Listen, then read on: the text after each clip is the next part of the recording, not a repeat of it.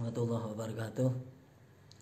Bismillah, alhamdulillah, wassalatu wassalamu ala rasulillah Sayyidina wa maulana Muhammad bin Abdullah wa ala alihi wa ashabihi wa man wala. Amma ba'du. Ittaqullaha haqqa tuqatih wa la tamutunna illa wa antum muslimun. Sahabat sekalian, alhamdulillah keadaan saya semakin hari semakin baik, semakin sehat, alhamdulillah, dengan izin Allah Subhanahu wa taala, dan tentu dengan bantuan dokter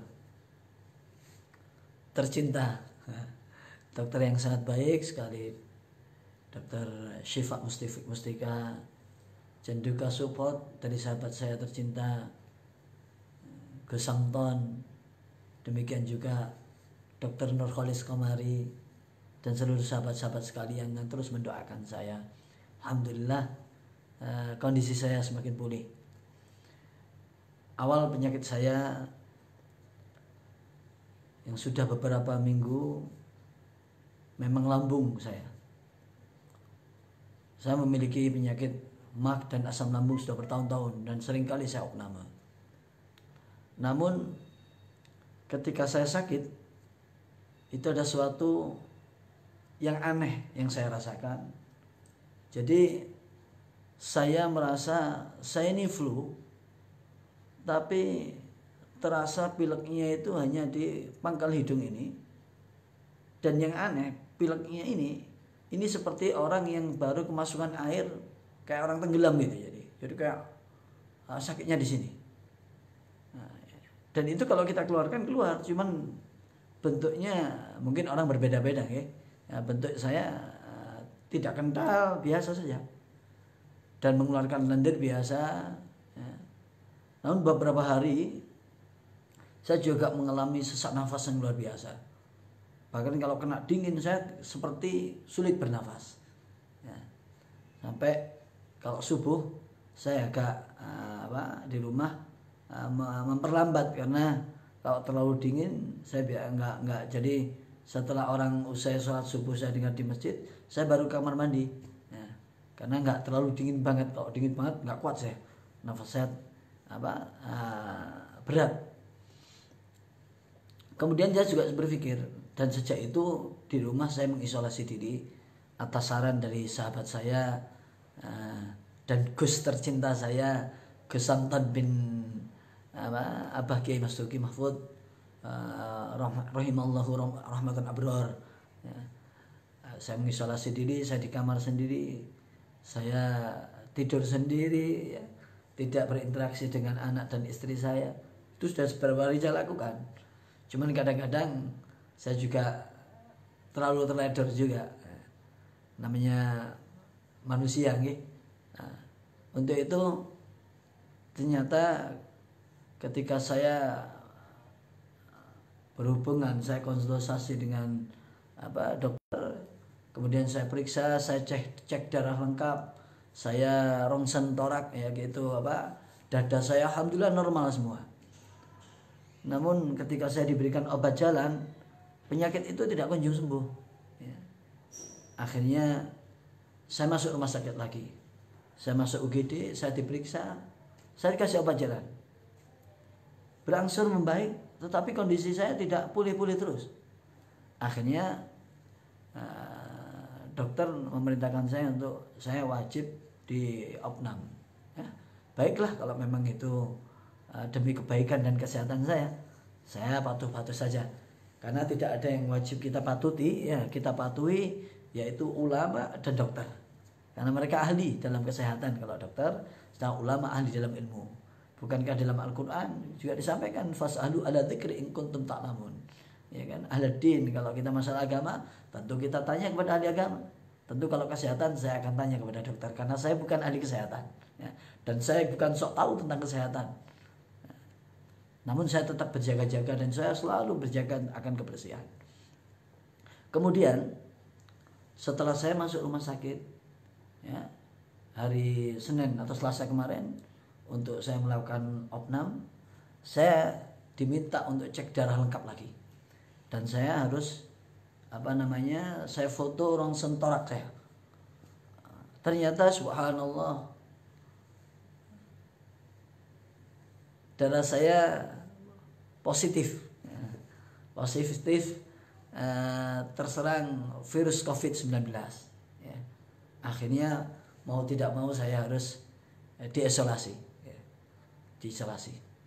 Jadi saya testimoni semacam ini bukan untuk apa-apa, agar panjenengan semua berhati-hati. Ingat, COVID-19 bukan omong kosong, ya. Bukan omong kosong, dan jangan sampai mengatakan bahwa ini adalah propaganda dan sebagainya. COVID adalah makhluknya Allah. Dan yakinlah tetap, Allah tidak menurunkan penyakit, pasti menurunkan obat.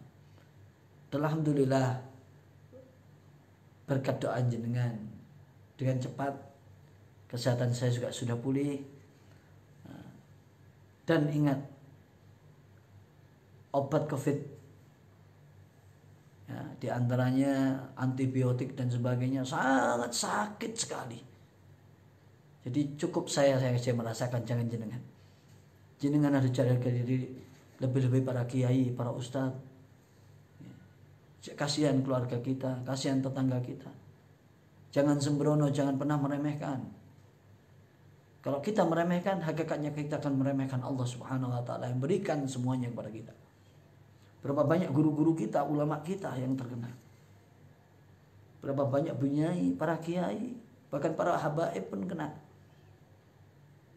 Ini pesan saya.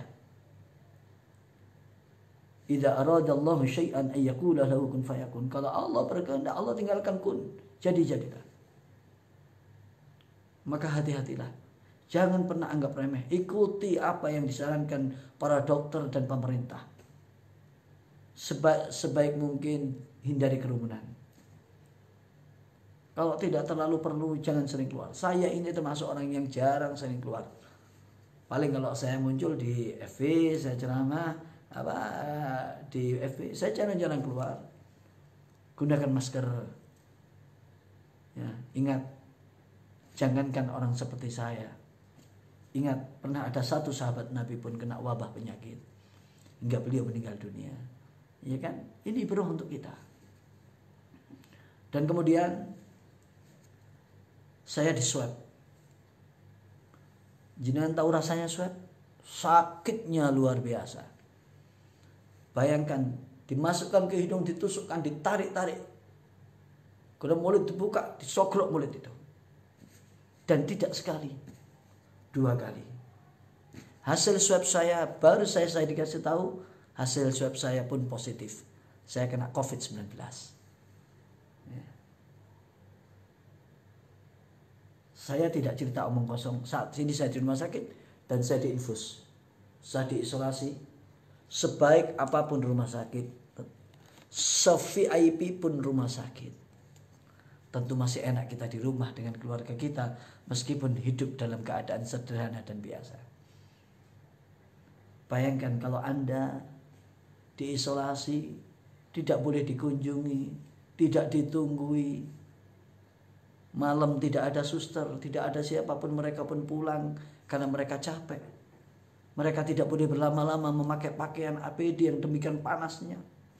Kasihan mereka. Kasihan dokter-dokter kita. Monggo jaga kesehatan. Monggo jaga diri kita, jaga keluarga kita. Itu pesan saya. Coba, kalau seandainya biaya untuk merawat diri di rumah sakit untuk COVID tidak murah, saudara. Saya dengar sendiri waktu saya daftar, ada seorang hendak bepergian keluar pulau, maka dia melakukan swab. Ketika saya dengar sekali swab biayanya diantaranya kurang lebih 1,5 juta. Belum lagi obat-obat yang lain. Untuk itu berhati-hatilah. Jaga diri panjenengan semua. Jangan pernah remehkan. Jangan anggap COVID adalah konspirasi. COVID benar adanya. Saya Isa, dan insya Allah saya manusia yang diajarkan oleh guru-guru saya, orang tua saya, untuk selalu ngomong apa adanya dan jujur dan saya berusaha menjadi orang yang amanah. Sebetulnya saya tidak mau testimoni. Sebetulnya saya ingin merahasiakan apa yang saya sakit dan alami ini. Namun setelah apa yang disampaikan sahabat saya Gus Samton, dan saya bagian dari RMI Robitoh Ma'had Indonesia, maka wajib bagi saya untuk menyampaikan hal ini agar panjenengan semua berhati-hati. Ingat, hati-hatilah. Jangan pernah remehkan. Kalau seandainya pemerintah masih melarang anak-anak kita untuk tidak sekolah, biarlah kita ikuti. Kita ikuti demi keselamatan. Demi keselamatan kita bersama. Apa arti nun sewu dibanding kita ngajari anak kita, daripada kalau kita sampai anak kita terpapar dengan COVID-19. Saat ini di ruangan ini pun ada satu bayi yang saat ini diisolasi, umur baru 7 bulan. Tiap hari dia menangis berteriak-teriak. Bayangkan, kalau itu anak kita. Siapapun kalau diisolasi tidak boleh ditunggui. Tidak peduli jenderal, tidak peduli kopral, tidak peduli kiai, tidak peduli santri, tidak peduli konglomerat, tidak peduli rakyat jelata. Ini pesan saya. Ingat, sakit betul ketika kita dimasuki antibiotik di dalam tubuh kita meskipun hanya infus. Bayangkan rasanya, kulit kita, daging saya ini rasanya seperti ditusuk-tusuk jarum, dan waktu minimal itu 1 sampai 1,5 jam. Bayangkan sakitnya. Makanya saya minta waktu itu pemasangan infus antibiotik yang sangat sakit ini, saya minta diganti pagi hari. Karena awal saya ke sini dipasangnya malam hari, saya nggak bisa tidur karena sangat sakit luar biasa. Saya biasa menahan sakit. Saya biasa ditusuk jarum karena saya orang selalu berobat dengan bekam. Namun sakitnya ini, sungguh luar biasa. Bayangkan, Anda sakit tidak bisa dijenguk. Anda sakit tidak ada yang menunggui. Anda sakit tidak ada siapapun, bahkan maaf-maaf, tidak sedikit tempat isolasi yang sangat angker. Dan itu bukan saja saya cerita dan saya alami. Kawan-kawan saya di tempat lain yang pernah mengalami semacam ini pun banyak diganggu oleh makhluk-makhluk Allah dari dunia lain itu. Alhamdulillah saya tidak takut dengan hal-hal semacam itu. Bayangkan kalau misal orangnya penakut, takut dengan hal semacam itu, apa nggak tambah stres, imunnya menurun, malah cepat mati, ya toh? Maka sekali lagi jagalah kesehatan, okay? Jaga kesehatan. Saya sayang pada jenengan semua, lebih-lebih pada santri-santri saya, jamaah saya, lebih-lebih pada para habaib dan kiai-kiai saya. Jangan terlalu memaksakan diri. Saya bukan karena apa, demi panjenengan semua. Mudah-mudahan Allah berikan usia panjang yang barokah kepada kita, diberikan kesehatan, dan COVID-19 ini lekas diangkat oleh Allah Subhanahu wa taala. Lebih-lebih di kota kita, di negara kita, dan di seluruh penjuru dunia. Sehingga kita bisa hidup normal kembali. Kita jauh dari was-was. Kita jauh dari segala penyakit. Dan sebagai penutup, marilah kita berdoa bersama. Mudah-mudahan panjenengan semua, keluarga panjenengan semua, tetangga sekitarnya diberikan kesadaran, diberikan hati yang jernih, tidak ada tendensi. Jadikan orang yang ikhlas menerima seluruh qada Allah Subhanahu wa taala. Bahkan Allah mampu menurunkan junud, mampu Allah menurunkan pasukannya, sehingga kita harus waspada, kita berjaga-jaga. Jangan sampai panjenengan semua kena COVID-19. Hati-hati dalam hidup di masyarakat. Niku mawon. Assalamualaikum warahmatullahi wabarakatuh.